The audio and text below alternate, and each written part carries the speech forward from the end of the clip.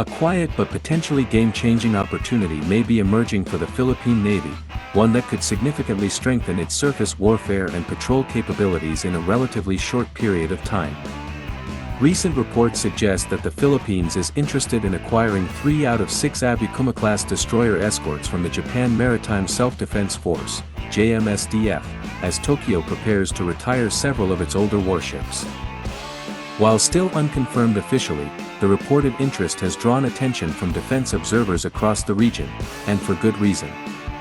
For a navy undergoing rapid transformation but still constrained by time, budget, and shipyard capacity, the Abukuma class represents a rare and practical opportunity that aligns closely with Philippine naval doctrine, operational needs, and strategic partnerships.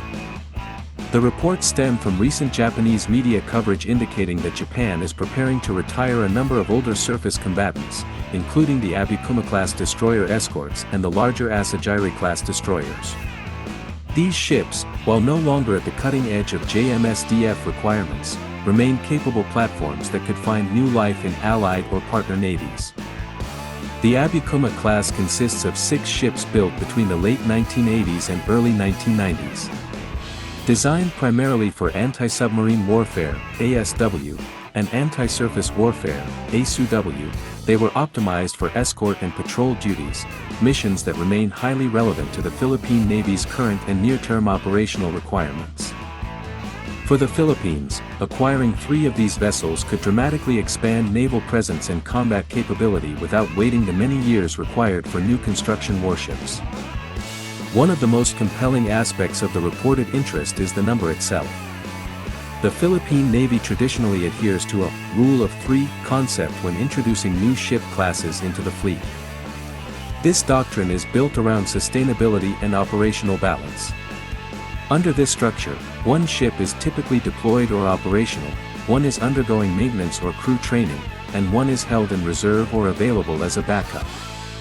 For a growing Navy with limited resources, this approach ensures continuous availability without overextending personnel, logistics, or budgets. Acquiring 3 Abukuma-class ships would therefore fit neatly into existing fleet management practices. It would allow the Navy to absorb a new class gradually while maintaining readiness and efficiency. Although often described as older ships, the Abukuma-class destroyer escorts remain respectable combatants, particularly when viewed in the context of Southeast Asian naval requirements. Each ship has a standard displacement of approximately 2,000 tons, making them lighter than the Philippine Navy's Jose Rizal-class frigates, which displace around 2,600 tons. However, in terms of size and presence, the difference is not dramatic. The Abukuma class measures about 109 meters in length, compared to the Jose Rizal class at roughly 107 meters. This makes them full-sized surface combatants capable of operating in both blue water and littoral environments. Originally designed for escort duties, the Abukumas are well suited for patrol, maritime security, and anti-submarine operations, areas of growing importance as undersea activity increases across the West Philippine Sea and surrounding waters. One key advantage of acquiring former JMSDF vessels lies in their condition. Japan is widely known for its meticulous maintenance standards. Even ships nearing retirement are typically kept in excellent mechanical and structural condition. This reputation has made Japanese naval vessels highly attractive on the secondary market. For the Philippine Navy, this means the potential to acquire capable platforms at a fraction of the cost of new builds, while still enjoying many years of remaining service life. In an era where brand new frigates and destroyers can take 5 to 10 years to design and build, and cost hundreds of millions of dollars, second-hand acquisitions offer a realistic way to fill urgent capability gaps. The Abukuma class may also serve as a transitional platform. Alongside the Abukumas, Japan is reportedly retiring 8 Asajiri-class destroyers, which are significantly larger vessels with a displacement of around 3,500 tons. While the Asajiri class may be more complex to operate and maintain, they could represent a logical next step for the Philippine Navy in the future.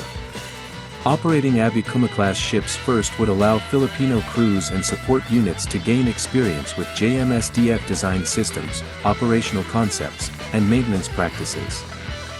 This gradual approach reduces risk and allows the Navy to scale up capabilities incrementally rather than making an abrupt leap to larger, more demanding platforms. Despite the advantages, timing is critical. Reports from Japanese media outlets such as Kyodo News indicate that other regional navies, including Vietnam and Indonesia, are also eyeing Japan's retiring warships. While there are 6 Abukuma-class and 8 Asagiri-class ships available, competition is inevitable. Japan is likely to prioritize partners that can move quickly, present clear operational plans, and demonstrate alignment with Japanese security interests. This places pressure on the Department of National Defense, DND, the Armed Forces of the Philippines, AFP, and the Philippine Navy to act decisively if they wish to secure a portion of these vessels. The Philippines may hold a key advantage in this competition through its deepening defense relationship with Japan. The recently concluded Reciprocal Access Agreement, RAA, between Manila and Tokyo has significantly strengthened military cooperation, training, and interoperability.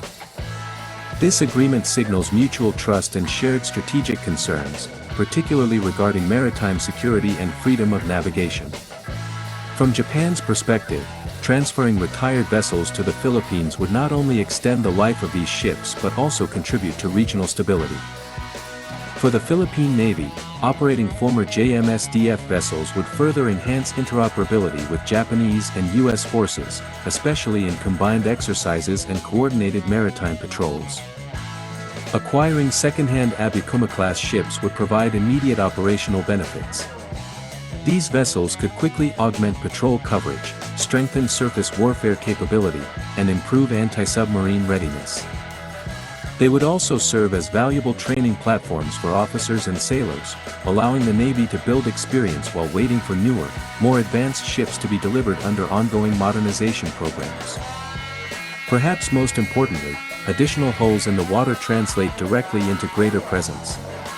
In contested maritime spaces such as the West Philippine Sea, presence matters, not just as a symbol, but as a practical tool for surveillance, deterrence, and response.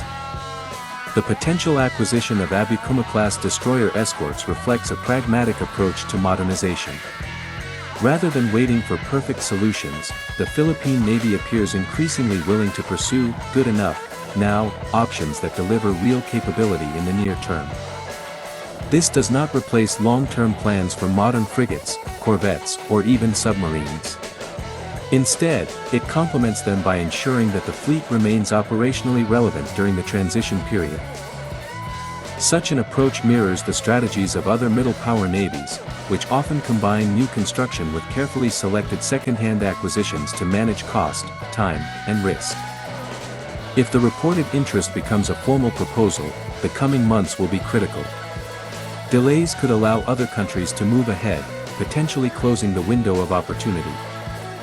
For the Philippine Navy, the choice is not merely about acquiring ships, it is about shaping the pace and direction of fleet transformation. If executed effectively, securing 3 Abukuma-class destroyer escorts could mark another important milestone in the Navy's evolution into a modern, credible maritime force capable of defending national interests in increasingly complex regional waters. The possible acquisition of 3 Abukuma-class destroyer escorts from Japan is strategically sound, operationally practical, and aligned with Philippine naval doctrine. It offers affordability, immediate capability, and long-term value. However, opportunity favors those who act decisively.